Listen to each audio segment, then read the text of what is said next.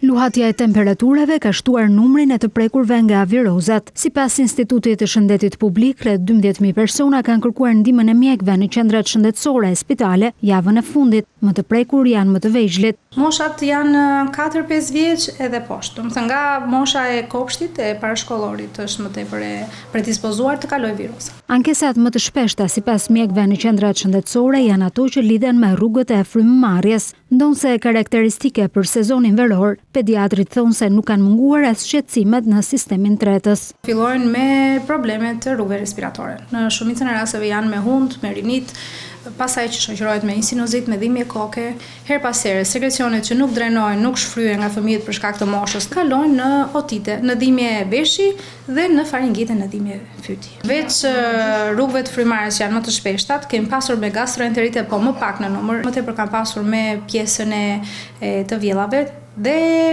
të enteriteve të ndryshme që her pas here shoqërohen edhe me temperaturë. I kemi pasur rastet në ekstrem, pra kemi pasur dhe atë lloj viroze me 3-4 ditë temperaturë të lartë që është shoqëruar me stomatitet, me aftet në gojë, por kemi pasur dhe një gjendje të stabilizuar edhe një temperaturë subfebrile me 37,5-38. Këto janë rastet që neve na rrisin më shumë vigjilencën sepse janë rastet që kalojnë nga trakeitet, nga rrugët e sipërme të frymarrjes, kalojnë në bronkite, në bronkiolite të fëmijët më të vegjël apo në bronkopneumoni, që janë rastet më të Por si duhet të veprojnë prindrit?